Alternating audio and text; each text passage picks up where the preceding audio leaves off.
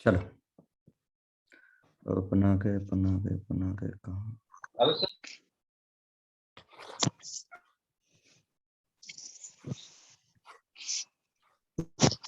चलो electromagnetic induction.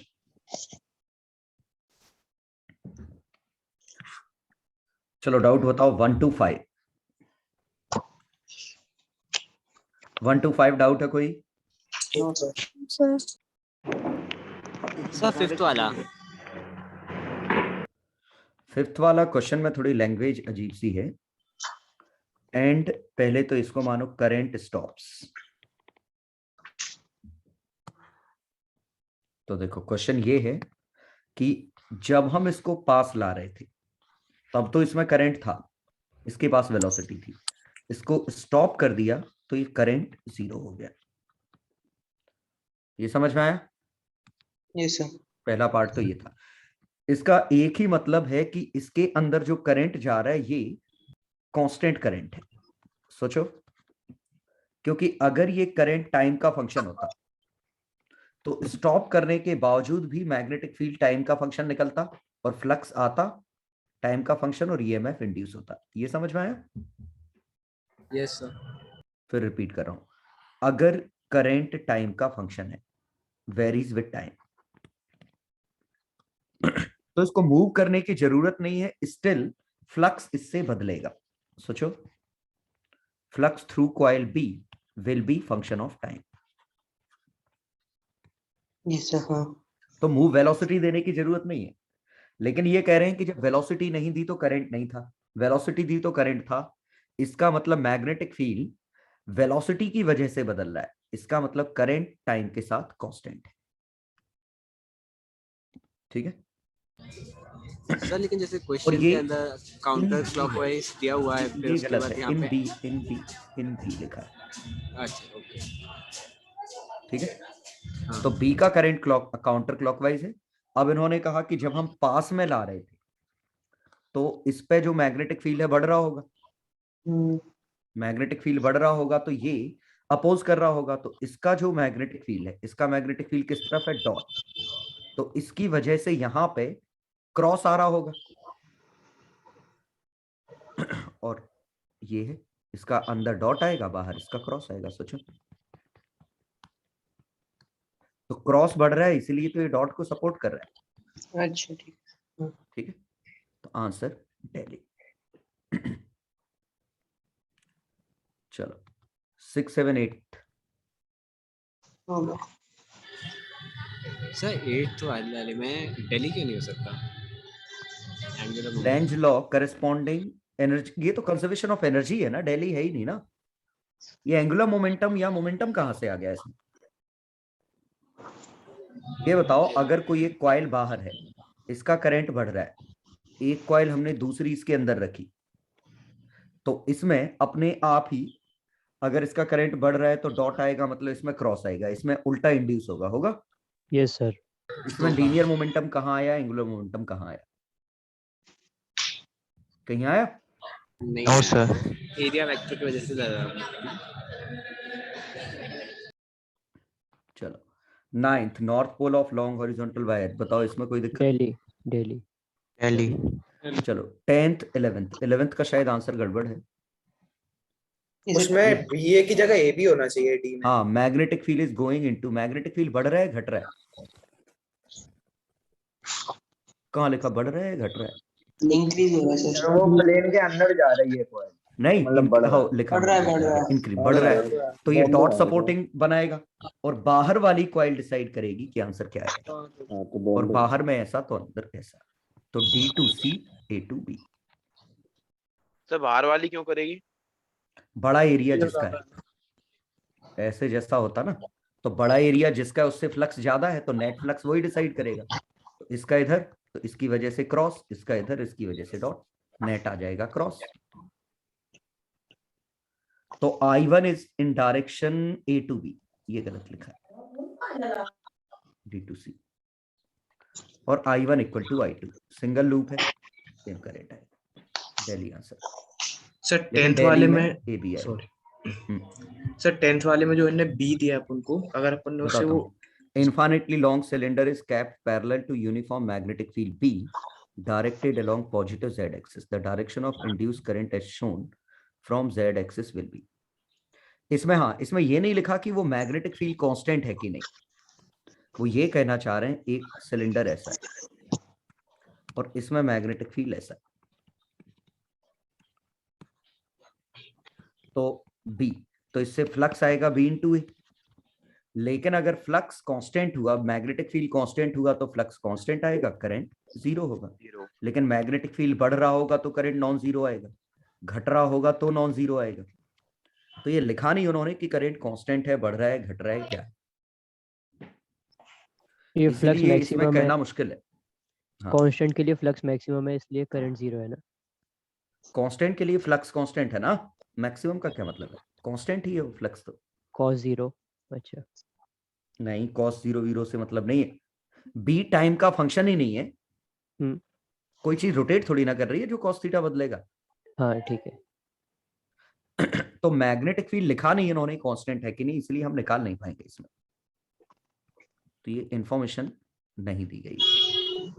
लिखना चाहिए मैग्नेटिक फील्ड टाइम के साथ कांस्टेंट है। तो वैसे आई की डायरेक्शन बता पाते अगर इंक्रीज या डिक्रीज होता तो? अब बिल्कुल ऐसे सोचो ना, अगर ये बढ़ रहा होता मैग्नेटिक फील्ड तो फ्लक्स बढ़ रहा है, तो इसमें करंट ऐसा पैदा होता। सोचो, जो कैसी लाइंस बनाता खुद की, आ गया नीचे नीचे में और घट रहा होता तो सपोर्ट करते हुए बनाता। तो इन्फॉर्मेशन 12। हाँ सर क्वेश्चन 9 आप एक बार देख लेंगे, उसमें सर क्लॉकवाइज और एंटी क्लॉकवाइज नहीं किसके रेस्पेक्ट में बताना है? देखो, प्लेन ऐसी है, ये ऐसा आया, नॉर्थ पास में आया, तो इसकी फील्ड लाइन ऐसी है। तो हाँ इसमें सर, जो एडी करंट या करंट डेवलप होंगे वो ऐसे डेवलप होंगे। आया समझ में? और हाँ। पास में आ रहा है तो ये फील्ड बढ़ रहा है, तो वो उसको अपोज करने वाले ऐसे एडी करंट डेवलप होंगे। आया समझ में? हाँ सर।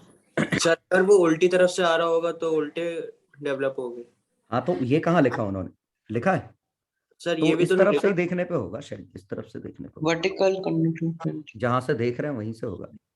वर्टिकल है तो ऑप्शन, प्लेन पूछा है। The direction of induce current in the conducting plane will be, क्या है, ऐसा बनेगा। तो वो ये नहीं अजीब से दिए, options। कहाँ से देख रहे हैं? हाँ, ये ऐसे बनेंगे, बस वो छोड़ो, वो अजीब से ऑप्शन है, ऐसे बनेंगे। पक्का समझ में आया अप्रोच कैसे बना रहे हैं? Yes sir. ठीक है, क्योंकि यहां इनका इफेक्ट बढ़ रहा है और ये लेफ्ट टू राइट है, तो ऐसा मैग्नेटिक फील्ड पैदा होगा, ऐसा करंट पैदा होगा जिसका इफेक्ट राइट टू लेफ्ट होगा, तो ऐसा आंसर आएगा। ऑप्शंस बहुत ही अजीब हैं उसके। चलो 14 15 14 का 14 का सर डेरी होना चाहिए ना। हाँ सर। अभी देखते हैं। Find the flux BLX minus BLV 0 से B के बीच में कॉमा है सर। X 0 से B के बीच में है तो कांस्टेंट आएगा BLB, और 0 चेन्नई भी सही है। आंसर क्या दिया? आगरा दिया सिर्फ। आगरा, चेन्नई भी तो सही है। सर इसमें ये बाद, नहीं हाँ, सर इसमें ये नहीं दिया कि जो मैग्नेटिक फील्ड है वो 0 से B के बीच में है। यही तो है, इसी हिस्से में तो है। तो सर जब वो, हाँ सर, मतलब जब वो B से 2B में जाएगा तो उसमें फ्लक्स कांस्टेंट हो जाए, फ्लक्स तो कांस्टेंट हो गया ना। अरे रहा क्यों नहीं भाई, ये इधर है, अगर मैग्नेटिक फील्ड लाइंस यहां तक हैं तो फ्लक्स तो लिखोगे ना आप भी, ये नहीं लिखोगे? सर हम B से 2B की बात कर रहे हैं। अरे एक्स की रेंज दी है कि जब वो यहां है, उस रीजन में फ्लक्स नहीं पूछा है, फ्लक्स तो इसी हिस्से में, पूरा फ्लक्स तो टोटल ही पूछा है। ये वो तो ये बताई है कि ये वर्टिकल लाइन है कहां, तो आंसर आगरा चेन्नई दोनों। 15 16 15 बताना। Magnetic field at place angle of dip horizontal conductor line. हमेशा बड़ा बहुत ही सिंपल है, तुम लोग पता नहीं क्या करते हो, जो ही डिप आता है हमेशा क्या करो, अर्थ की मैग्नेटिक फील्ड लाइंस बना लो। ये नॉर्थ और साउथ, ये बन गई अर्थ की लाइंस। ये हॉरिजॉन्टल कंपोनेंट है और वर्टिकल कंपोनेंट ये है। ये समझ में आया, दो मैग्नेटिक फील्ड है, ये वर्टिकल कंपोनेंट। पक्का? Yes sir. तो जो हॉरिजॉन्टल लाइन हमने बनाई ये हमारा हॉरिजॉन्टल प्लेन है, मतलब ये सरफेस हमारी जो बनाई है हमने, सरफेस इज हॉरिजॉन्टल प्लेन। तो हॉरिजॉन्टल कंपोनेंट हॉरिजॉन्टल प्लेन में है, वर्टिकल कंपोनेंट वर्टिकल प्लेन में है। दोनों के मैग्नीट्यूड हमें पता है, तो ऐसे सोच सकते हो कि इसका 3D व्यू ऐसा होगा कि ये हमारा नॉर्थ, ये हमारा साउथ, ये हॉरिजॉन्टल कंपोनेंट है, ये वर्टिकल कंपोनेंट है, और ये बी नेट है, ये डिप है। आया समझ में? राइट साइड का फिगर में ये ऐसा है ना, और अर्थ की सरफेस ऐसी, ये अर्थ की सरफेस। तो टॉप व्यू, ये टॉप व्यू हमने बनाया। टॉप व्यू ज्यादा आसान है देखना, ऊपर से देखने पे क्या दिख रहा है, ये टॉप व्यू। अब देखें, रॉड क्या जा, horizontal conductor lying in magnetic north south. तो अब हमारा कंडक्टर कैसा बना है, magnetic north south, moves eastward with velocity v। East दाएं तरफ होगा, तो यहां वेलोसिटी v से जा रहा है। आ गया समझ में? तो ये 3D फिगर में ये कुछ ऐसा होगा। तो इसमें हॉरिजॉन्टल कंपोनेंट तो कुछ नहीं कर लेगा। ईएमएफ कौन बनाएगा इसके अंदर? परपेंडिकुलर। परपेंडिकुलर। परपेंडिकुलर कौन सा है? वर्टिकल। तो Sin. बी साइन डेल। बी, और बी कौन सा आएगा? Sine, vertical component. तो B net sine theta L. आया समझ में? और Yes. ऊपर पॉजिटिव, नीचे नेगेटिव। तो ऐसे बनाया करो। रॉड सर कौन से डायरेक्शन में है? लिखा है ना, हॉरिजॉन्टल कंडक्टर है तो हॉरिजॉन्टल प्लेन में है, और मैग्नेटिक नॉर्थ साउथ में है, मतलब इस लाइन में। पढ़ो अंग्रेजी। हाँ सर, थैंक यू सर। ठीक है, तो ये ऐसे बनाया करो। वर्टिकल कंपोनेंट क्रॉस करके बना लो, हॉरिजॉन्टल कंपोनेंट ऐसे बना लो। अब कुछ भी रॉड, अब हो सकता है रॉड आपकी कुछ तिरछी ऐसी रॉड होती, ऐसी रॉड होती, और अगर ये इधर जा रही होती तब भी हॉरिजॉन्टल कंपोनेंट का रोल नहीं आएगा। सोच पा रहे हो? तब भी वर्टिकल कंपोनेंट का ही रोल आएगा। हाँ सर। वेलोसिटी हॉरिजॉन्टल के पैरेलल है। लेकिन अगर रॉड ऐसी होती और इसकी वेलोसिटी डाउनवर्ड होती, रॉड अंदर की तरफ जा रही होती, तो किसका रोल आता? हॉरिजॉन्टल का। हॉरिजॉन्टल का, क्योंकि वेलोसिटी अंदर हॉरिजॉन्टल, तो v और b यहां नेगेटिव यहां पॉजिटिव, और फिर बी एच एल। चलो आगे बढ़ते हैं। सर 12th में ऐसे फर्क नहीं पड़ेगा कि वो पैरामैग्नेटिक है डायमैग्नेटिक है? किसमें? 12th वाले में जो कॉइल है। ये जितने भी ये EMI में क्वेश्चन करते थे उनमें सब नॉन मैग्नेटिक होते थे। पैरा और डाई में तो ना के बराबर असर होता है, फेरो है या नहीं, सिर्फ ये क्वेश्चन। तो हम नॉन मैग्नेटिक मेटल मानते हैं इन सब में। एक बार 16 बताएंगे? चलो 16 मैक्सिमम EMF। 16 में अंग्रेजी ये है, सर्कुलर कॉइल ऐसी है, टर्न्स इसके दिए हैं, अर्थ मैग्नेटिक फील्ड में ऐसे घूम रही है, कुछ अर्थ का मैग्नेटिक फील्ड ये रहा होगा, ये कुछ ऐसा है। तो फ्लक्स आएगा B into A into cos omega नहीं, वो मिले वही तो है।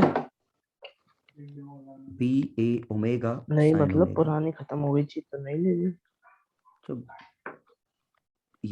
ये हमारा मैक्सिमम EMF। सर ये हमारा दरअसल जनरेटर वाला केस है, जहां हम एरिया बदल, थीटा बदल रहे हैं। और तिवारी सर क्या कर? हाँ सर, हाँ सर क्लास चल रही है। हाँ हाँ हाँ सर, ये तो कितने तक छोड़ोगे आप? क्यों? अरे मैं पूछ रहा था कि मतलब शाम को ही मुझे 4 बजे लेनी है, पहले ले सकता हूँ? पता नहीं, ले सकते हो, जैसे आपकी मर्जी, जल्दी छूट जाएगा। मेरा तो एक ही डिस्कशन है और कुछ है ही तो मैं ये सोच रहा हूँ 2 बजे से ले लूंगा तो 4 बजे तक फ्री हो जाऊंगा, 4 से मैं आगे कुछ काम कर सकता हूँ। नहीं। हाँ ले सकते हो। आपको शीट ही डिस्कस करनी है क्या? नहीं नहीं, मुझे तो आगे पढ़ाना है। हाँ आज खत्म हो जाएगा टॉपिक। हाँ हाँ 2 दिन का था ना, एक बस हाँ, तो 3 पूछूं बच्चों से कि हाँ जी पूछ लो, आपकी 2 बजे से क्लास कर दें सर? एक बार पूछ लो आप जरा सर। हाँ या और 1 पहले बजे रख से। लो सर। और पहले भी कर सकते हैं, मेरी क्लास खत्म हो, और मेरी यस तो सर, ज्यादा फिर बड़ी शाम होगी को नहीं, सिर्फ सर फिर डिस्कशन है। शाम को टेस्ट का तो पढ़ आपकी लेंगे। कितने बजे तक खत्म हो जाएगी? हाँ सर, अभी फिजिक्स में अभी 10 हो बात हो रहा जाए है तो सर, कोई 11 दिक्कत बजने नहीं। में 5 मिनट बाकी है, तो क्या 11:30 तक खत्म हो साढ़े जाएगी? 11 तक खत्म हो जाएगी मेरी। तो मैं 12 से रख लूँ क्या? यस इसी में सर, यस कंटिन्यू कर सर, हाँ लेना। Yes sir. Sir. Yes sir. अभी हाँ कर सकते हैं। मैं मतलब वो वीडियो देना है, उसमें कंटिन्यू नहीं कर पाएंगे, उसमें ओके सभी बच्चे आ पाते हैं सर। नहीं नहीं नहीं सर, रिस्ट्रिक्शन हट गया है, हट गया? खरीद लिया ना कल। तब भी मुझे वो तो वीडियो वही सर वाले हम देने, कोचिंग याद में हैं करने सर, वहाँ वाले पे हो 3 नहीं देने, पाता। वो तो मैं जूम के बिना भी कर लूंगा। आप वीडियो दोगे ना? हाँ हाँ हो ठीक है, तो आप डाल दीजिएगा 11:30 से देख लेंगे। आप पूछ लो ना बच्चों से कि 12 बजे से सर कह रहे हैं तो केमिस्ट्री की क्लास हो जाए, कोई दिक्कत तो नहीं? 12 बजे से केमिस्ट्री की क्लास हो जाए, कोई दिक्कत तो नो नहीं? सर कोई दिक्कत सर नहीं हम है। कोचिंग में हैं सर, ठीक नेट है, नहीं ठीक। आता यहाँ पे। नेट नहीं आता मतलब क्या है?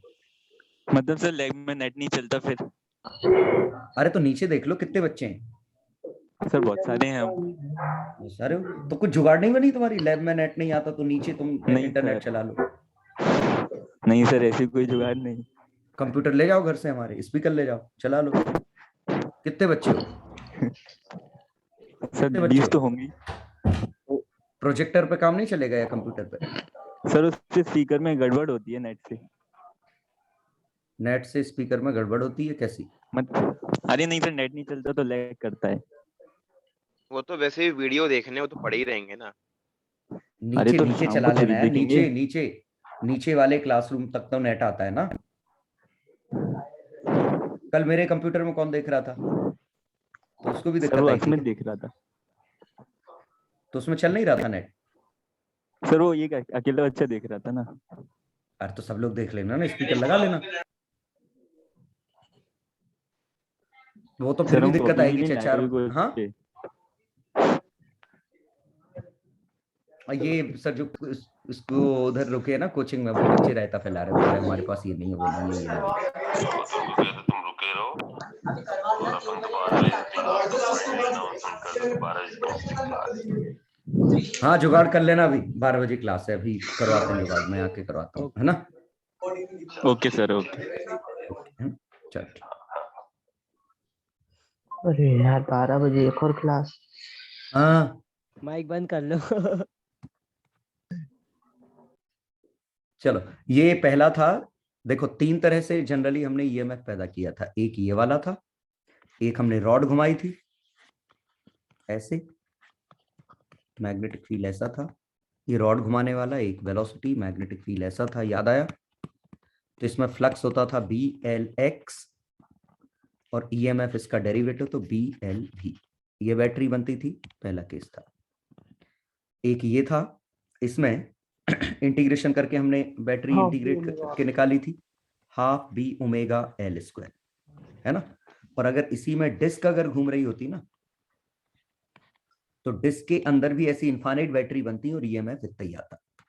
लेकिन यहां जो रेजिस्टेंस आपको लगाना पड़ता वो पेरीफेरी और इसके अक्रॉस, तब जाके करंट पैदा होगा। और तीसरा केस ये था, और इसमें साइनसोइडल ईएमएफ आया था, ये साइनसोइडल था, ठीक है? तो इसमें बात चल रही है इस चीज की। तो आंसर क्या आया?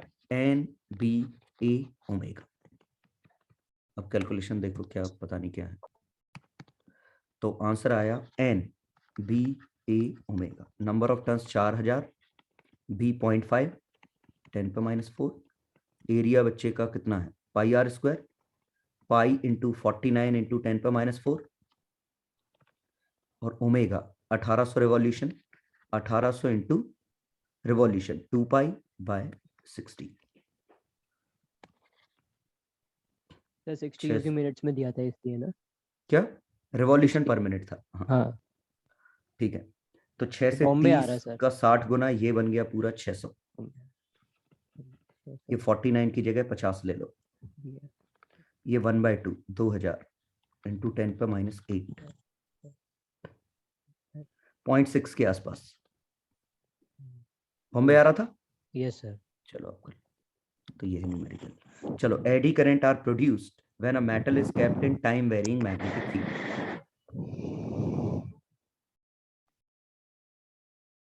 बस यही आगरा, समझ गए ना? जब भी मैग्नेटिक फील्ड टाइम के साथ बदलेगा, पूरे मेटल में ऐसे सर्कल के फॉर्म में एडी करंट पैदा होंगे। ठीक है? मतलब सर ये करंट यूजफुल नहीं रहेगा, हम इसका यूज नहीं क्यों नहीं रहेगा? क्यों? एडी करंट तो लॉस में चला जाता है ना। अरे तो कभी कभी हम चाहते हैं लॉस हो।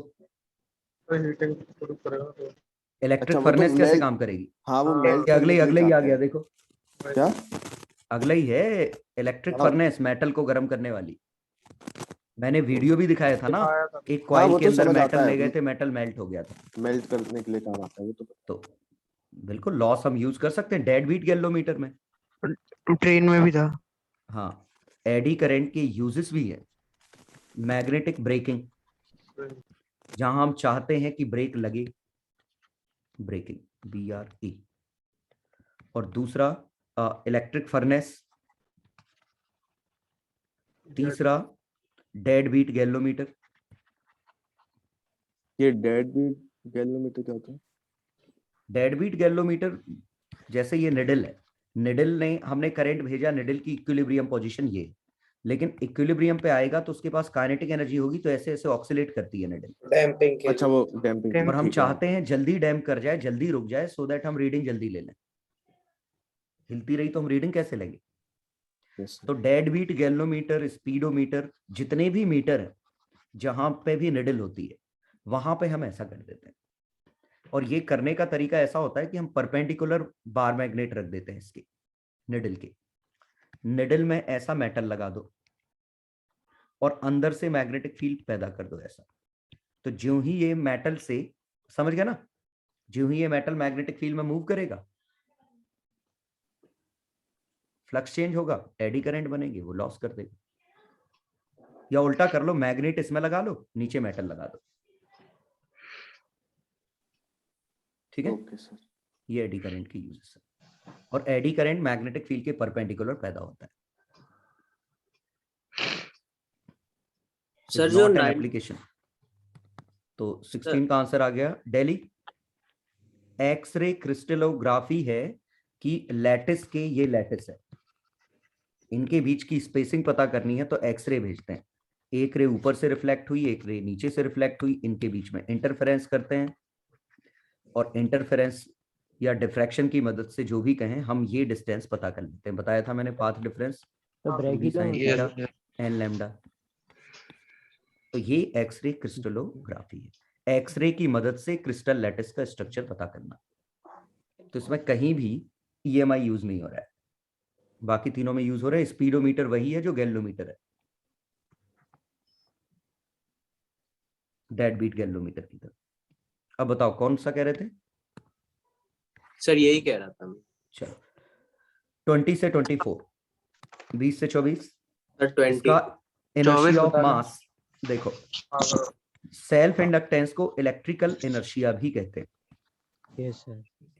इनर्टनेस टू चेंज, तो ये क्या करता है? रेजिस्ट, करंट रेजिस्ट नहीं कर रहा है, रेजिस्ट चेंज इन करंट।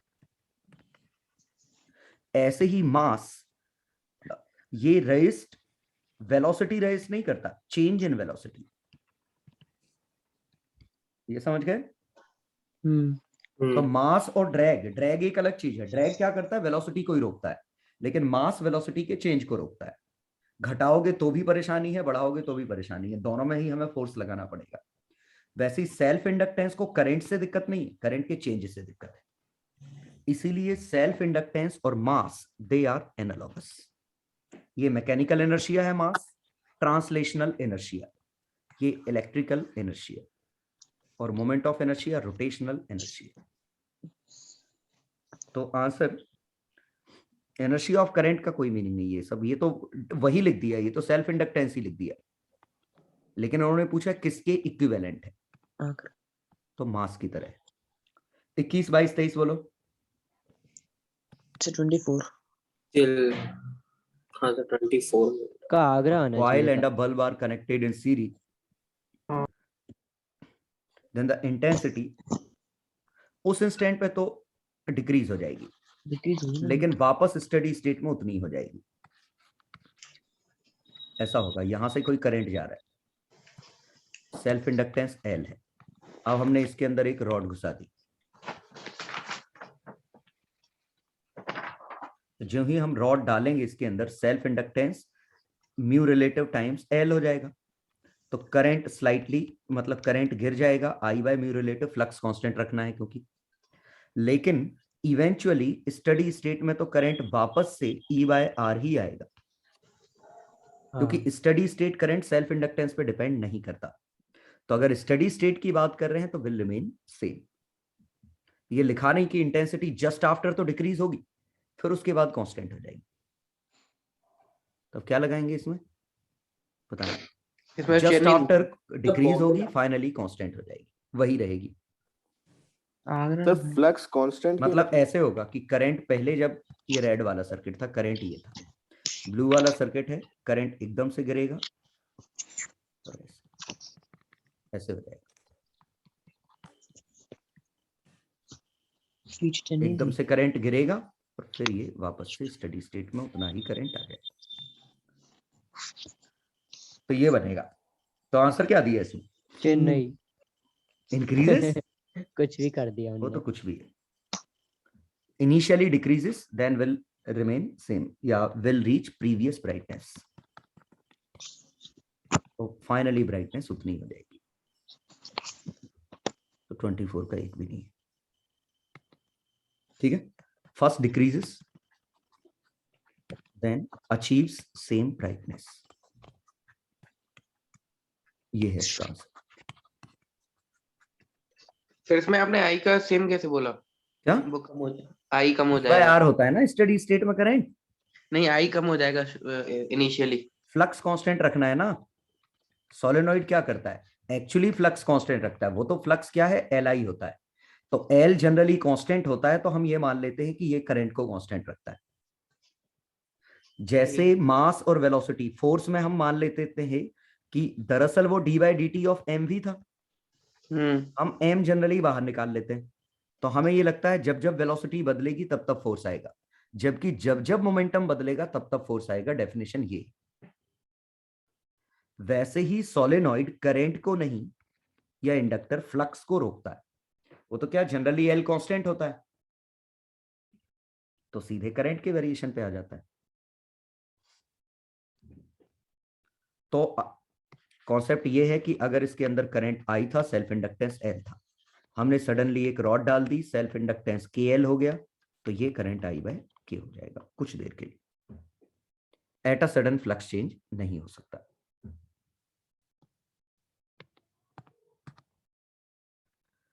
चलो म्यूचुअल इंडक्टेंस, हाँ 25-26 हो गए। Yes sir.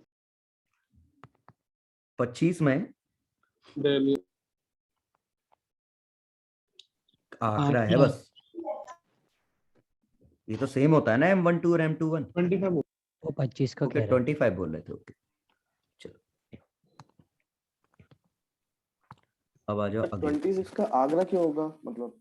और कोई, क्योंकि बाकी तीनों पक्का गलत है। गलत हो रहा है। कॉइल जितने पास लाओगे, सेल्फ म्यूचुअल इंडक्टेंस उतना ज्यादा होगा ना, कॉइल को पास तो वो लाओगे तो। दोनों का भर जाएगा ना, तो रिस्पेक्ट में तो सेम ही रहा। अरे तो दोनों बढ़ गए ना, तो रिस्पेक्ट क्या होता है उसमें लिखा रिस्पेक्ट है कॉइल 1 विद अरे रिस्पेक्ट ऑफ कॉइल 2। डेफिनेशन ये है, ये रेशो नहीं है, ये डेफिनेशन है। Mutual inductance of 1 with respect to 2, ये रेशो नहीं है, ये ऐसा नहीं है इन दोनों का रेशो है, ये खुद M12 है। विथ रिस्पेक्ट टू मतलब उसमें करंट भेज रहे हैं, इसमें फ्लक्स चेक कर रहे हैं। चलो 27, ये इंपॉर्टेंट कि एक सेल्फ इंडक्टेंस का, ये सॉरी कॉइल का μ0 n² वॉल्यूम, ये सेल्फ इंडक्टेंस होता है। और दूसरा है, अगर हमने ये दो कॉइल लगाई, एक ये है एक ये है, तो अब एक के टर्म्स N1, एक के टर्म्स N2। अब निकालना होता तो हम बाहर वाले में करंट भेज के अंदर का फ्लक्स निकाल लें, तो अंदर का फ्लक्स आएगा N2 into magnetic field into area.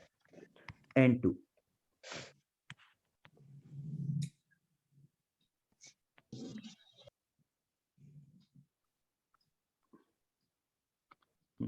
N2 into magnetic field mu 0 N1 I into area.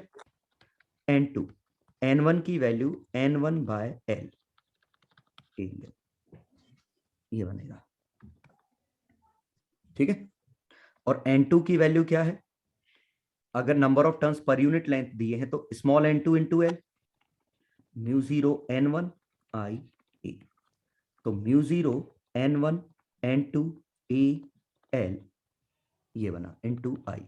इसी को लिखूं म्यू 0 n1 n2 वॉल्यूम, ये म्यूचुअल इंडक्टेंस।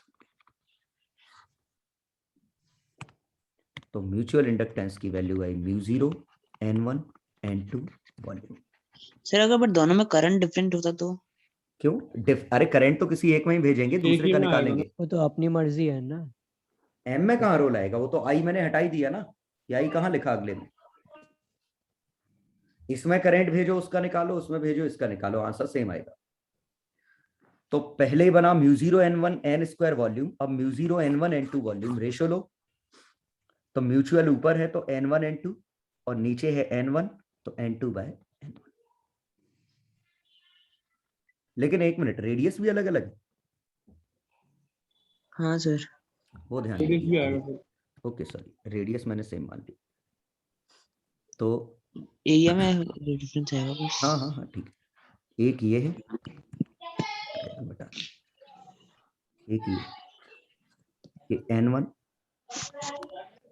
n1 क्या है, रेडियस r1।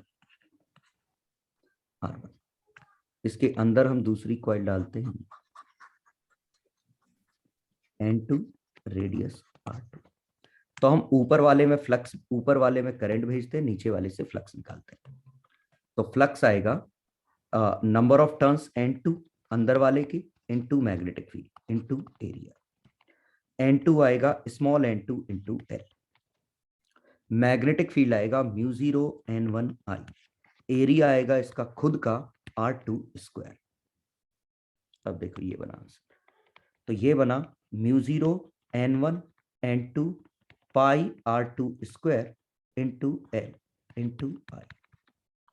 ये फ्लक्स, तो ये म्यूचुअल इंडक्टेंस। तो mu 0 n1 n2 pi r2 square L inner volume, और सेल्फ इंडक्टेंस था mu 0 n1 square pi r1 square L outer volume, जो भी बाहर की कॉइल थी। तो अब देखो क्या पूछा है, m बाय l। तो सेल्फ इंडक्टेंस भी इनर कॉइल का ही पूछा है ना? कैसे बता, लिखा तो है उसमें इनर कॉइल। हाँ सर। ओके ठीक है, तो ये कट l मैंने जाएगा आउटर ये का तो। लिखा, तो कट जाएगा। लेकिन ये समझ में आना चाहिए, इनर का और आउटर का पूछा होता तो ये n2 square pi r2 square into L. तो mutual inductance by self inductance inner, तो ये बना, क्या बना, n1 n2 into r2 square by n2 square r2 square n1 by n2 डेली है। ठीक है, आंसर बदल जाता अगर self inductance of outer coil होता है, एक तो r1 r2 का रेशो आ जाता और n2 बाय n1 आ जाता। ठीक है, तो आंसर बॉम्बे आता अगर नीचे इनर की जगह आउटर कॉइल होती है। चलो ये है आंसर, अच्छा क्वेश्चन था। मिटा दूं? चेन्नई आएगा। क्यों क्यों आएगा चेन्नई? वेरिएबल्स फ्लिप कर दिया। वो इनिशियली आपने वो n1 आउटर को ले लिया, क्वेश्चन में इनर को दिया था। ऐसा है क्या? n1 इनर का कौन देता है? वो r1 भी इनर का ही दिया। ओके, इनर का r1 और r2 सब उल्टे हैं, तो n2 बाय n1 आएगा। नहीं आएगा। ठीक है, मैंने वेरिएबल उल्टे लिए है ना। चलो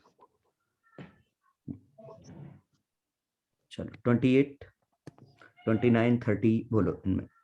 30 30 resistance of a conductor is infinite, power required. अगर रेजिस्टेंस इन्फिनिटी है तो करंट भी जीरो है, तो power delivered, power supply zero, क्योंकि v स्क्वायर बाय r से लिखते r इन्फिनिटी है, पावर कभी आएगी नहीं, तो करंट इंड्यूस ही नहीं होगा, answer is zero. Resistance infinity, एक मिनट, रेजिस्टेंस इन्फिनिटी तो इंसुलेटर है, और अगर इंसुलेटर है तो उसमें तो करंट इंड्यूस ही नहीं होना, हीट का की आएगी, ना कोई एडी करंट, कुछ भी नहीं होगा। जैसे प्लास्टिक की प्लेट को मूव कराओगे तो थोड़ी ना कुछ होगा। सर पर power equal to I square R लिखेंगे तो इंडिटरमाइन आई स्क्वायर आर क्यों लिखोगे? तो आई स्क्वायर आर में आर इन्फिनिटी है, ये जीरो है और 2 बार जीरो है, तो ये फाइनाइट, अब बन गया जीरो। आई स्क्वायर आर लिखोगे तो आई भी तो जीरो है, हाँ इंडिटरमिनेट फॉर्म नहीं बन गया? हाँ वही तो बोल रहा हूँ मैं। v स्क्वायर बाय r में इंडिटरमिनेट नहीं बना? हाँ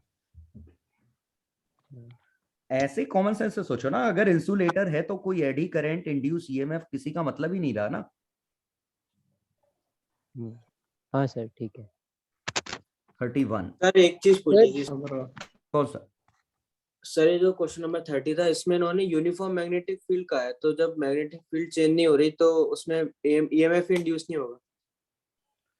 नहीं तो हाँ बिल्कुल, फिर भी ईएमएफ इंड्यूस नहीं होगा, लेकिन वो शायद ऐसा कहना चाह रहे हैं कि ऐसे मान लो कि ये कॉइल है, अब यूनिफॉर्म है, लेकिन अगर रेजिस्टेंस ही इंफिनिटी हो गया तो करंट ही जीरो है, तो लॉस होगा कहाँ? हाँ ऐसे भी हो सकता है। Okay sir, thank you. समझ गए ना? यस क्या सर क्वेश्चन नंबर से 28 में हाँ अपने पास से इलेक्ट्रिक फील्ड भी तो सर वो बन जाती थी ना टाइम वेरिंग मैग्नेटिक फील्ड में, वो तो अलग। magnetic flux EMF is induced, potential difference is induced in the cable। हाँ तो EMF is induced, दिल्ली सही है ना? क्या आंसर दिया इन्होंने? दिल्ली दिया है, पर सर इलेक्ट्रिक फील्ड भी तो सर बन जाती थी। लेकिन ये है कि वो तब बनती है जब मैग्नेटिक फील्ड टाइम का फंक्शन है, इन्होंने फ्लक्स टाइम का फंक्शन दिया। हो सकता है हम एरिया चेंज कर रहे हो। हाँ सर, हाँ सही, हाँ thank you sir. Sir Agra में क्या दिक्कत है? पोटेंशियल डिफरेंस, जरूरी नहीं कि हम उसे पोटेंशियल नाम दे सके, ईएमएफ नाम हमेशा देंगे। कंजर्वेटिव फील्ड होगी तो पोटेंशियल डिफरेंस नाम देंगे। इंड्यूस वाली हुई तो वो तो नॉन कंजर्वेटिव। चलो अगला, core of the transformation eddy current. Sir Agra, Chennai, Delhi तीनों होंगे ना? 31 का? 31 का ओनली दिल्ली है। क्या सर ये सी ऑप्शन क्या दिया है वैसे? हिस्टेरेसिस लॉस, मैग्नेटाइज और डीमैग्नेटाइज करते हैं तो उसमें एनर्जी लॉस होती है। अच्छा, तो क्या हो रहा है, कभी करंट बढ़ रहा है पॉजिटिव है, कभी नेगेटिव है, तो कभी मैग्नेटिक फील्ड क्लॉकवाइज, कभी एंटी क्लॉकवाइज, तो कभी एक तरफ मैग्नेटाइज हो रहा है, कभी दूसरी तरफ मैग्नेटाइज हो रहा है, तो उसकी वजह से एक एनर्जी लॉस होती है जिसे हिस्टेरेसिस लॉस कहते हैं। सर अगर मल्टीपल में आता तो आगरा, चेन्नई, दिल्ली नहीं, तब भी सिर्फ दिल्ली है। सर आपने लिखवाए थे ना उधर कि 3 लॉस होते हैं। अरे तो ये चीज, ये तो उसके लिए है ना, तो लैमिनेशन सबको थोड़ी कवर अप कर रहा है, लैमिनेशन सिर्फ एडी करंट के लिए आया है। अच्छा, वो लॉस थे वो अलग। ये थोड़ी पूछा कि लॉस है, वो तो पॉसिबल लॉसेस थे, अभी मैं बता रहा हूँ। फिलहाल answer Delhi. Number of turns is increase to 4 times, self inductance is proportional to n square 16। ठीक है। Flux can be varied by any change. हो गया ये? हाँ यस सर। सर इनडायरेक्टली अपना हिस्टेरेसिस लॉस भी तो कम हो रहा है। कैसे कैसे कम हो रहा है? सर एडी करंट वाला अपना लॉस कम हो गया, तो मैग्नेटाइज डीमैग्नेटाइज वाला भी। क्यों? वो कहां से? उसमें मैग्नेटाइज इंडिपेंडेंट चीजें नहीं है दोनों। दो अलग अलग चीजें हैं वो। चलो 33 हो गया। 34 का चेन्नई नहीं होती, मतलब चेन्नई दिल्ली दोनों। चेन्नई में ये लिखा है, गड़बड़ लिखा है ना, काइनेटिक एनर्जी इंक्रीज कैसे हो जाएगी, डिक्रीज होगी। कंजर्वेशन ऑफ एनर्जी को डिफाइन नहीं कर रहा है। तो पूछा है, तो गलत हो गया ना। When a bar magnet repulsive, ये सही लिखा है स्टेटमेंट, सही है। चेन्नई होगा ना। ओके, आंसर कुछ और दिया है ये कह रहे हाँ दिल्ली दिया सर। नहीं, चेन्नई आंसर है 33 का। चलो 34 35 तो यहाँ आंसर ही गलत दिए 34 35 34 को बॉम्बे 34 में दिक्कत है। Bombay electromagnetic damping decreases, Bombay बिल्कुल सही है। इंड्यूस्ड करंट प्रोड्यूस्ड, आगरा भी स्टेटमेंट ट्रू है। Plane of must be arranged perpendicular to magnetic field, नहीं parallel. Magnetic braking effect is smooth, बिल्कुल सही। चेन्नई गलत स्टेटमेंट है 34 का। अभी मैं बता रहा हूँ ट्रांसफॉर्मर की वर्किंग। कॉपर प्लेट वाह, ट्रांसफॉर्मर में क्या है देखो सही है। बिंग कितना सड़ा है, एक्चुअली लॉगिन भी नहीं है शायद, इसलिए भी गलत इंफॉर्मेशन दे रहा है। हाँ। कितना अंतर आता है दोनों से देखो। ये पर्सनलाइज्ड है ना, लॉगिन है तो इसमें ट्रांसफॉर्मर सर्च करने पे सही ट्रांसफॉर्मर आ रहा है। वो जनरल दिखाता है। हाँ चलो, तो अब मैं इसमें ये बताने वाला था, ये वाला देखो, इसमें शायद अच्छे समझ में आए। जैसा अपन यूज करते हैं वो ट्रांसफॉर्मर,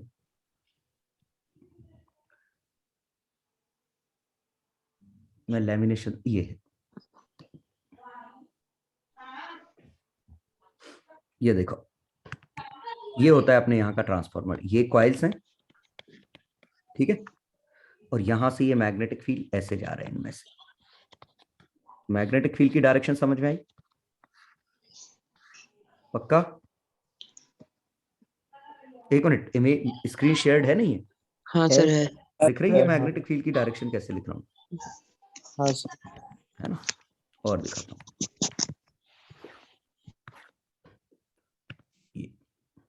इससे और अच्छा समझ में आएगा लैमिनेटेड कोर की मीनिंग। इसको इमेज को अगर मैं बड़ा कर दूं,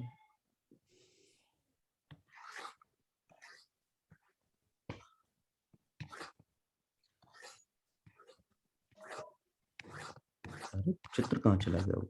ये ऐड ऐड ऐड, ये देखो, ये है ट्रांसफॉर्मर।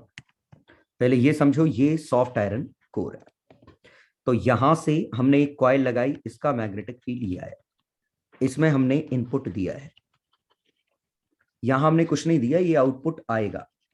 यहां हम बैटरी नहीं लगा रहे, तो हम जो ही यहां करंट भेजेंगे, यहां पे एक मैग्नेटिक फील्ड पैदा होना चालू हो जाएगा। हम करंट भेजेंगे, करंट की वजह से मैग्नेटिक फील्ड बाहर की तरफ जाएगा, और उस मैग्नेटिक फील्ड की वजह से ये मैग्नेटिक फील्ड पूरे में ऐसे लिंक हो जाएगा, सॉफ्ट आयरन कोर की वजह से। यस, तो अब देखो, ये एसी है, तो टाइम वेरिंग मैग्नेटिक फील्ड पैदा होगा, टाइम वेरिंग फ्लक्स आएगा, और यहां से देखो जितनी लाइंस यहां हैं उतनी ही लाइंस यहां हैं, रफली पूरा उस पर लिंक हो गया है। तो यहां फ्लक्स कितना है, इसके हिसाब से कितने टर्न्स हैं, 4 टर्न्स। तो यहां अगर 4 5 फ्लक्स है, तो यहां 5 5 फ्लक्स होगा। ये कॉमन सेंस है कि नहीं? यस। सोचो, 5 क्यों सर? हर एक कॉइल से एक फ्लक्स आएगा, मैग्नेटिक हाँ। फील्ड तो उतना ही है। हाँ, यहाँ हाँ, 4 ठीक है। कॉइल दिख रही है, यहाँ 5 कॉइल दिख रही है। मुझे लगा था, ठीक है सर। तो अगर यहाँ N1 टर्न्स होते, यहाँ N2 टर्न्स होते, तो यहाँ फ्लक्स N1 फाई नॉट आता, यहाँ फ्लक्स N2 फाई नॉट आता, फाई नॉट किसी एक कॉइल से। तो डेरिवेटिव निकालते इसका ईएमएफ, तो N1 d phi not by dt, output का EMF N2 d phi by dt। तो ईएमएफ इनपुट और EMF output number of turns के रेशियो में है। ये तो बेसिक वर्किंग प्रिंसिपल हो गया। अब एक और खास बात देखो कि दिक्कत ये है कि हमें एसी यूज करना है, क्यों? हमें मैग्नेटिक फील्ड टाइम के साथ चाहिए, लेकिन इसके साथ एक नया रायता फैल जाएगा।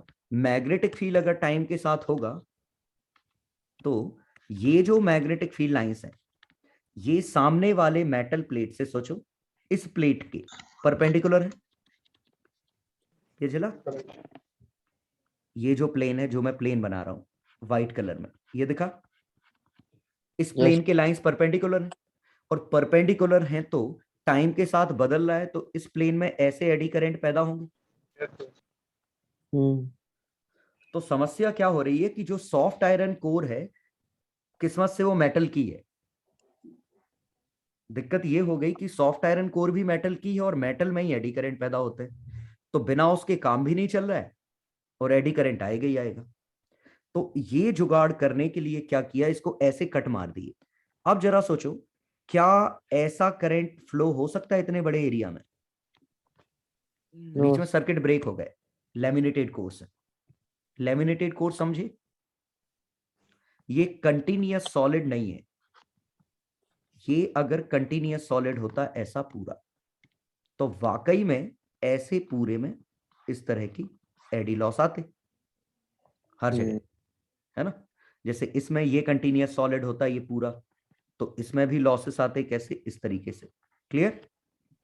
यहां कंटिन्यूअस सॉलिड होता तो यहां भी लॉसेस आते ऐसे।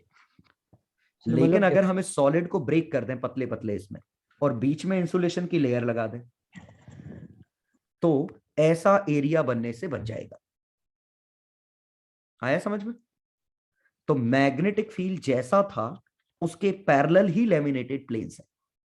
अगर ये प्लेन आपने ऐसे रखे होते, अच्छे से देखना समझ में आ जाएगा मैं जो बना, ये प्लेन्स हैं और मैग्नेटिक फील्ड आपका ऐसा होता, तो क्या कोई अंतर आता? अब भी ये अलाउड है। सोचो, सर्किट तो ब्रेक नहीं हुआ ना, अब तो बल्कि और ज्यादा होगा, है ना। ठीक है। और अगर हमने इसी में जो लैमिनेशन रखे थे, वो लैमिनेशन इस डायरेक्शन में रखे होते, अब सोचो, अब मैं इसमें मैग्नेटिक फील्ड बनाता हूं ऐसे। अब आ रहा है समझ में कि मैग्नेटिक फील्ड के परपेंडिकुलर एडी करंट बनते, लेकिन इनमें सर्किट ब्रेक हो रहा है। आ गया समझ में? और सर्किट ब्रेक हो रहा है तो एडी करंट हम काफी हद तक मिनिमाइज कर देते हैं। तो ये लैमिनेशन की वजह है। और लैमिनेशन कैसे कर रहे हैं, ये समझ में आया? ये गलत है, ये सही है। तो लेमिनेशन मतलब उनको काट देना, उनको पतली पतली प्लेट में काटते हैं और प्लेट पे इंसुलेटेड ऑयल की लेयर रखते हैं और फेविक्विक से चिपका देते हैं। अच्छा। तो कंटीन्यूअस मेटल नहीं हो पाता वो। वाइंडिंग मतलब उनको तार से बांधना। वाइंडिंग तो वो तार है, हाँ अलग चीज है दोनों। ठीक। यहाँ ट्रांसफार्मर में अगर लैमिनेशन में देखो,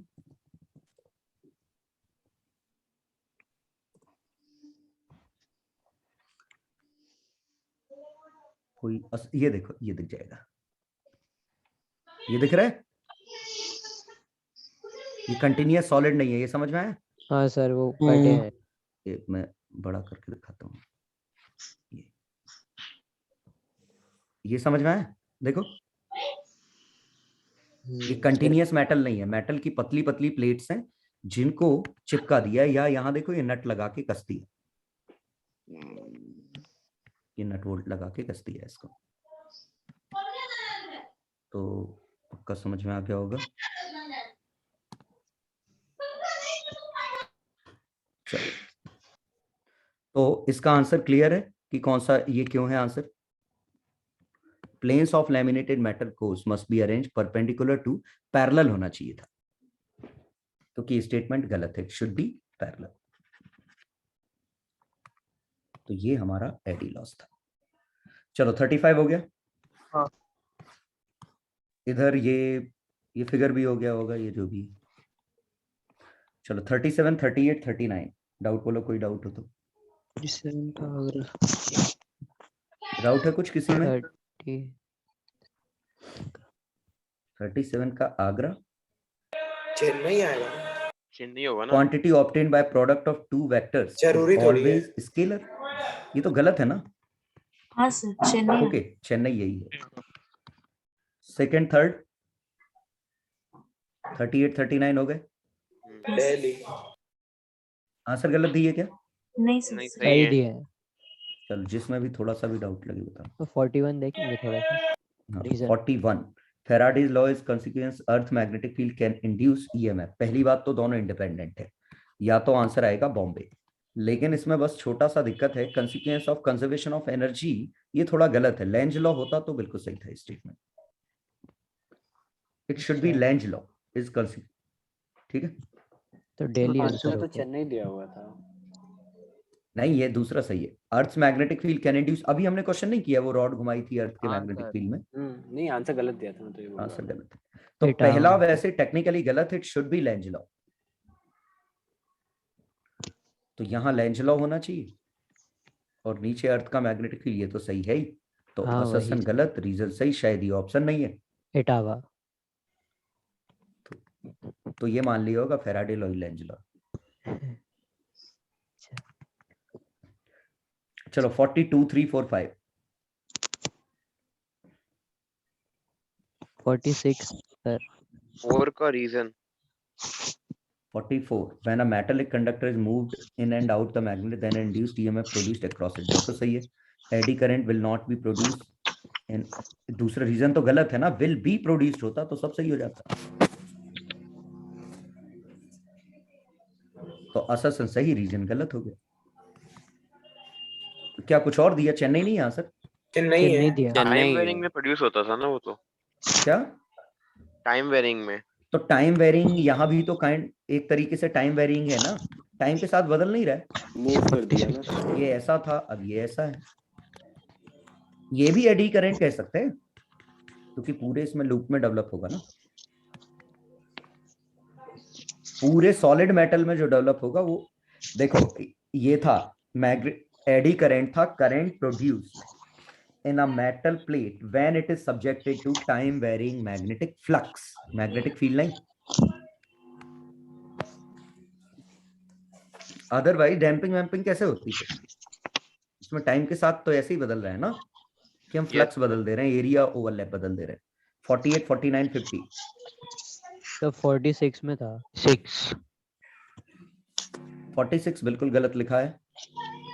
reason coefficient depends on rate of change of गलत है, रीजन भी गलत है, दोनों गलत, बोथ फॉल्स।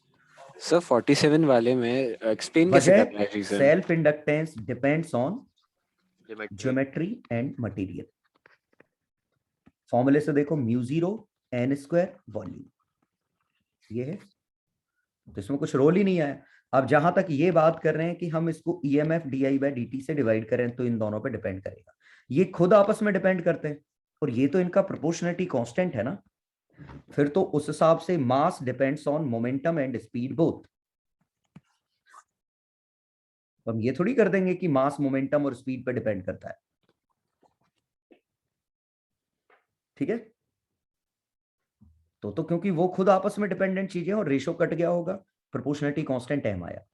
वैसे यहां EMF di/dt डिपेंडेंट है, रेशो लिया कैंसल आउट हो गया, प्रोपोर्शनलिटी कांस्टेंट l आया। ये सर आ गया। चलो ये बताओ फैराडे लॉ 51 52 3 4 5 48 में क्या 49? अरे है ऊपर। In the phenomena self inductance of each coil persist, बिल्कुल सही है। परसिस्ट मतलब सेम रहती है। In mutual inductance current is changing in both the individual coil, statement सही है, दोनों ही सही है। बॉम्बे लगा, एक्सप्लेन नहीं कर रहा है क्योंकि सेल्फ इंडक्टेंस उसके खुद का μ0 n², खुद का volume, depends on coil itself. Reason का पहला स्टेटमेंट कर तो रहा है, हिंट तो लगे। वो तो ये बताया कब पैदा होता है, ये नहीं बताया कि डिपेंड क्यों नहीं करता, ये तो सिर्फ ये बताया कि कब पैदा होता है। ये कहां लिखा कि वो किस किस पे डिपेंड करेगा?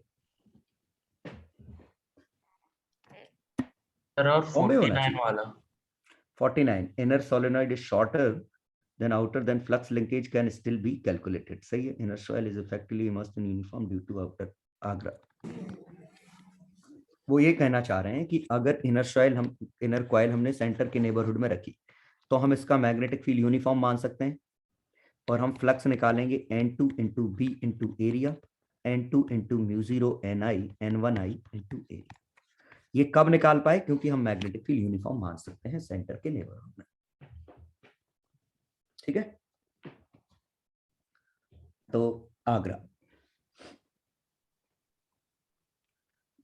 50 का पहला गलत है, it does depend on magnetic material field, बिल्कुल सही है दूसरा। ये देखो दूसरे का मतलब ये बड़ा इंटरेस्टिंग है कि अगर हमने दो कॉइल रखी होती, इनका म्यूचुअल इंडक्टेंस M होता, और अगर हमने बीच में कोई सॉफ्ट आयरन कोर डाल दी जिसकी परमिएबिलिटी हाई है, तो म्यूचुअल इंडक्टेंस अच्छा खासा बढ़ जाएगा। खासकर तुम ऐसे सोच सकते हो, एक कॉइल ऐसी है, एक कॉइल ऐसी है, तो अभी इनका म्यूचुअल इंडक्टेंस काफी कम है, लेकिन अगर हमने कोई सॉफ्ट आयरन कोर डाल दी होती जो कि हमने ट्रांसफार्मर में किया था, तो म्यूचुअल इंडक्टेंस अच्छा खासा बढ़ जाएगा, इंक्रीजेस अ लॉट, क्योंकि इसकी लाइंस को वो इससे चिपका देगा पूरी की पूरी। ये सॉफ्ट आयरन कोर की प्रॉपर्टी या कोई भी फेरोमैग्नेटिक मटेरियल की प्रॉपर्टी, तो म्यूचुअल इंडक्टेंस बढ़ा देता है, सेल्फ इंडक्टेंस भी बढ़ा देता है। तो सर डेली होगा ना इसका 50 का? डज नॉट डिपेंड, गलत है, डिपेंड्स। यस सर, दोनों गलत है। सर 45 में सर वो ऑस्किलेट से लिखा हुआ है वो। हाँ तो सही है ना, electromagnet damping occurs.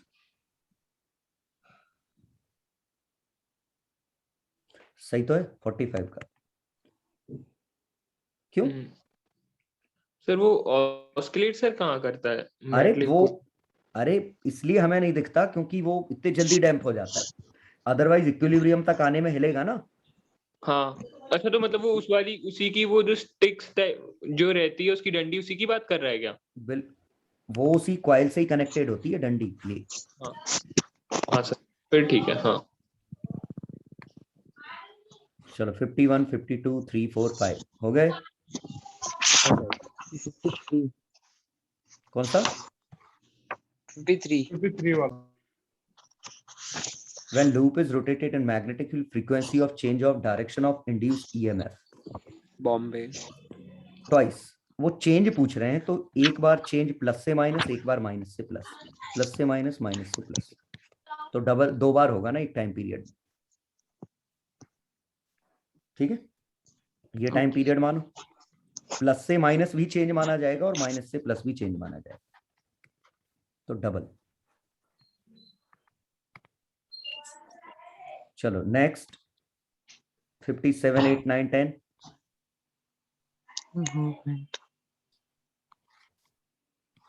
Eddy current.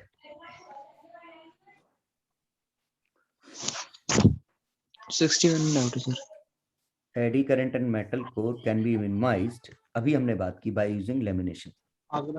62 बताएंगे। Plane of lamination must be arranged parallel so that cut across the induced eddy current। ये स्लाइडिंग रोटेटिंग का क्या सीन है? वो मीनिंगलेस है, ये बस ये कहना चाह रहे हैं मैग्नेटिक फील्ड के पैरेलल हमने क्यों रखा था, हमने ऐसे लेमिनेशन क्यों किए थे, क्योंकि हम नहीं चाह रहे कि वो एडी, हम सिंपली चाह रहे हैं एडी करंट का सर्किट ब्रेक कर दे। अगर परपेंडिकुलर रख देते तो इसमें भी एडी तो नहीं होता ना ब्रेक, अभी तो एक्सप्लेन किया था। हाँ वही तो, उसमें भी एडी करंट आ जाता है। चलो और कोई इस पेज पे? 69 वाला देख लीजिए एक बार। Calculate the inductance of air core solenoid if length of the end cross section mu 0 n square volume से नहीं आता। ओके ये टर्न्स पर लेंथ होना चाहिए, लेकिन नहीं सर सही दिया है वो। नहीं सर लेंथ गिवन है। सर वो लेंथ से डिवाइड करके आ जाएगा। 4 पाई इंटू 10 पर माइनस 7 आगरा आ रहा था। 300 बाय 12 पाई इंटू एरिया कितना है 4 इंटू 10 पे माइनस 4 इंटू 12 पाई इंटू 10 पे माइनस 2। हाँ ये ठीक है। हाँ चलो सर एक बार 35 देखेंगे। 70 हो गया। हाँ Yes. 1 kilowatt 1000 into 3600 Chennai. Sir 64 का जो बॉम्बे वाला ऑप्शन था उसका क्या वो होता है क्या? नहीं कैसे यार, ये सोचो अगर ये प्रोसेस हो जाती, इलेक्ट्रॉन प्रोटॉन न्यूट्रॉन कंबाइन करके हम नया मेटल बना लेते, तो हम गोल्ड नहीं बना लेते ऐसे ही। अच्छा हाँ मजे हो जाते अपने। क्या 35 वाले का शायद गलत दिया है आंसर। ये तुम्हें अब याद आ रहा है 35? Loop is move towards right, तो मैग्नेटिक दिल्ली फील्ड होगा इसका। बीच में मैग्नेटिक फील्ड मिनिमम है, एक्चुअली जीरो है ना। यहाँ मैग्नेटिक फील्ड जीरो है। देखो एक मिनट, यहाँ ये समझना पड़ेगा, मैग्नेटिक फील्ड इस हिस्से में क्रॉस है, इस हिस्से में डॉट है। चलो, इज मूव टुवर्ड्स राइट, तो राइट जाएगा तो डॉट बढ़ जाएगा, और डॉट बढ़ेगा तो ये cross supporting clockwise. S sir P हो जाएगा। तो फर्स्ट का पी, सेकंड का एंटी क्लॉकवाइज क्यू, सी का भी P. Wire one is move towards left, wire left है तो इसमें क्रॉस बढ़ जाएगा डॉट, तो वो सर क्रॉस कम होएगा ना, बढ़ जाएगा पी। तो इसका वायर टू है, ये देख पढ़ना, ई का एस भी बोल अगर सकते राइट हैं। गया, वायर टू अगर राइट गया तो क्रॉस फिर से बढ़ गया, इसका भी तो पी आएगा। वायर टू राइट गया ना, एक मिनट, वायर टू राइट गया, क्रॉस बढ़ा, डॉट एंटी क्लॉकवाइज आएगा, डॉट वाला एंटी क्लॉकवाइज है, सॉरी ये पी दिल्ली होएगा आंसर। दिल्ली में ऐसा एस कुछ दिया और हुआ है दिया? ना डी का। वो सर डी का एस भी बोल सकते हैं, एस भी बोल सकते हैं डी का। कैसे? सर उसमें वो हमारी जो लूप है वो तो रेस्ट पे है और वायर को हम राइट ले जा रहे हैं। एस तो सभी का आंसर होगा ना, क्योंकि हाँ सब सर में एस तो सभी में हो जाएगा ना। एस तो सभी में आएगा। तो P Q P, P Q P किसी में है ही नहीं, पी क्यू है ना सर, सर दिल्ली है में। ना, दिल्ली में है। हाँ तो बस दिल्ली इकले तो ही में P P Q P yes है, सर तो उसका दिल्ली खत्म है, पी क्यू आ रहा है। और एस तो electric field in the loop is non zero, सब में ही आएगा वो तो। हाँ सर इसीलिए करंट है तो इलेक्ट्रिक फील्ड भी होगा। तो चेंजिंग मैग्नेटिक फील्ड है ना, तो इलेक्ट्रिक फील्ड तो आएगी। यही था। Yes sir. 66 लास्ट हो गया, चलो तो ये फिजिक्स तुम्हारा खत्म हो गया है ना। अब एक बहुत इंपॉर्टेंट चीज है कि अगर तुम लोगों को अभी टाइम मिले, और जो कि पक्का मिलेगा खासकर फिजिक्स के गैप में, ठीक है, तो मैं सलाह दूंगा ये तुमने कर लिया तो तुम्हारा स्कूल का काम तो हो गया। अब दो टॉपिक अच्छे से रिवाइज कर लेना, मॉडर्न फिजिक्स, न्यूक्लियर फिजिक्स, इनका जेई एडवांस और मेंस के आए हुए क्वेश्चन कर लो, और रिवीजन कर लो अच्छे से। लेकिन पेंडिंग वर्क प्रायोरिटी है, पहले पेंडिंग वर्क अगर एट हाईएस्ट प्रायोरिटी, क्योंकि तुम जब उसके लिए रिवाइज करोगे ना, तो 7 के बाद 9-10 को पेपर है, 8-9 2 दिन भी करने कुछ रहेगा नहीं तुम्हारे पास, क्योंकि ये शीट वीट तो कर चुके हो, और फिर से वो एनसीईआरटी पढ़ना, शीट करना मीनिंगलेस है। इससे बेहतर है तुम पेंडिंग काम कर लेना, खासकर ये दो topic modern physics, nuclear physics में अगर कोई पेंडिंग हो तो। सर इसमें कॉन्फिडेंस नहीं आ रहा है टर्म 1 के लिए, माने ये शीट तो कर ली, इसमें भी 3-4 बस, और गलतियां हो गई। कॉन्फिडेंस तो हो जान दो, 3-4 गलतियां तो होंगी, और मतलब ये सफिशिएंट है इतना। बेसिक नहीं पढ़ी थी, मतलब पूरी नहीं पढ़ी लाइन बाय लाइन। बेसिक वाली गलतियां हैं जो नहीं जरूरत है रे, नहीं जरूरत है, तो मानना हो मानो, नहीं मानना हो मत मानो। तुम पढ़ना एलसीआरटी 8-9 एक चीज, मतलब पढ़ूं कि नहीं पढ़ूं आप बता दीजिए। और मैं जब से क्या बोल रहा हूँ, नहीं पढ़ो। मना तो कर रहे हैं सर। अरे आइंस्टाइन बनना है, किताब लिखनी है क्या तुम्हें? सर दरअसल रीजन बहुत मतलब गलत हो जाते हैं। अरे तो इसीलिए तो ऑप्शंस है ना छोड़ने के यार, तुम्हें हर क्वेश्चन थोड़ी करना है, जिसमें कंफ्यूजन हो छोड़ देना। कितना इसके लिए टेंशन ले रहे हो, टर्म 1 ही तो है, पेपर दोगे तो पता चलेगा हम फालतू इतना कर रहे थे। तुम 3-4 दिन उसमें जबरदस्ती खराब कर दोगे। ये अगर शीट कर ली है तो अब तुम्हारा टर्म 1 की तैयारी हो चुकी है, क्वेश्चन बन जाएंगे तुम पे, गारंटीड 45 आएंगे, 40 करने होंगे पक्का, बहुत इजीली बन जाएंगे। नहीं सर, दो और में एम्बिग्यूटी होगी तो उसके लिए तुम क्यों कर रहे हो? हाँ कुछ 30-35 करने हैं। लो तो फिर क्यों इतना टेंशन ले रहे हो? हो गया है, शीट कर ली, खत्म करो, तुम्हारा हो गई फिजिक्स की तैयारी। अब तुम मॉडर्न न्यूक्लियर ये कर लेना, ठीक है। 9 के लास्ट हाफ में फिर से देख के चले जाना फॉर्मूले, बस हो गया। 8 तारीख को तो कम से कम तुम यही कर लो। सर सैंपल पेपर कितने का लगाना है? नहीं कुछ नहीं लगाना, पेपर में करवाऊंगा ना 9 को 1, अच्छा हाँ तो अरे कुछ नहीं करना है यार, एक पेपर करवाऊंगा वो कर लेना। जो मतलब पहले खरीद लिए थे 3 ही है, वही लगा लेंगे, 1-1 घंटे में हो जाएंगे, आधे आधे घंटे में। लगाना चाहो हाँ उसमें से ही लगा लेना, लगाना। अदरवाइज कोई इतनी दिक्कत है नहीं, स्कूल लेवल पे हो रहा है, कोई ऐसा वो है नहीं तो परेशान हो रहा है उसके लिए। नहीं सर, मतलब क्या है ना, जैसे कि कोचिंग के पेपर दे देके पूरे मार्क्स आते हैं, ये तो भूल ही गए हैं कि पूरे मार्क्स भी आते हैं। एक आध गलती तो हो ही जाती है छोटी तो वो छोटी। अब भी होगी, टर्म 1 में भी होगी, मैं बिल्कुल कह रहा हूँ टर्म 1 में भी गलती होगी, कितना भी करके जाओ एक आध गलती तो हो ही जाएगी। तो उसके चक्कर में तुम पूरे दिन खराब कर लो एक आध गलती के चक्कर में, तो वो मतलब का नहीं है ना। वो तो मान के चलो एक आध तो हो ही जाएगी, वो तो किस्मत, तुम कितना भी पढ़ लो तब भी हो सकती है ना। तुमने क्वेश्चन गलत ट्रीट कर लिया, अब क्या कर लोगे। नहीं सर, सिलेबस से कोई दिक्कत नहीं, बट कोई कॉन्सेप्ट नहीं छूट जाए। कॉन्सेप्ट अगर शीट कर ली तो नहीं छूटेगा। एनसीईआरटी पढ़ने से कंफ्यूजन और पैदा हो जाएंगे तुम्हें नई नई चीजों में। हाँ उसमें नई चीज रहती है बहुत कम सारी। दिया रहता है उसमें, तो होता हाँ नहीं। उसमें बस वो नाम लिख देते हैं कुछ का भी, फिर अपन परेशान होते फिर। हाँ, ये नाम का भी इशू है, मतलब इंस्ट्रूमेंट वगैरह के नाम है और नहीं नहीं ऐसा कुछ, जो मैंने क्लास में पक्का बोला होगा हर वो चीज, अगर नहीं बोली है तो नहीं पढ़ना है तो बस शीट करो, मजे करो। इसके अलावा मॉडर्न फिजिक्स रिवाइज कर लेना, मॉडर्न और न्यूक्लियर। Okay sir. ठीक है, क्योंकि पूरा टाइम इतना तुम 12-13 दिन सिर्फ स्कूल में थोड़ी निकालोगे, बीच में कभी तो बोर होगे। जब बोर हो गए यही कर लो, मॉडर्न न्यूक्लियर रिवाइज कर लो और उसके क्वेश्चंस कर लो। थर्मोडायनेमिक्स जिनने नहीं किया हो वो भी देख लेना। ठीक है, क्योंकि क्या होगा 14th ऑनवर्ड तुम्हारी बहुत तेज क्लासेस होंगी, मतलब जल्दी जल्दी टॉपिक क्या है, 11th के पार्ट हैं छोटे छोटे, हर 3-4 दिन में एक टॉपिक खत्म हो जाता है। जो 11th पार्ट के जो बचे हैं ना, वो हर 3-4 दिन में एक टॉपिक खत्म हो जाएगा, सारे जल्दी सब्जेक्ट्स जल्दी चलता है, तो रिवीजन का टाइम नहीं मिलता उसमें कि तुम सोचो हम उस दौरान 12th रिवाइज कर लेंगे। तो अभी कर लो, और वो इंटरेस्टिंग भी होते हैं 11th के, तो कुछ और पढ़ने की इच्छा भी नहीं होती उस दौरान। तो मिलते हैं अपन फिर। Okay sir. सर आप कोचिंग आओगे कोचिंग क्या? आएंगे क्या आज आप शाम को? एक आध राउंड तो लगाएंगे।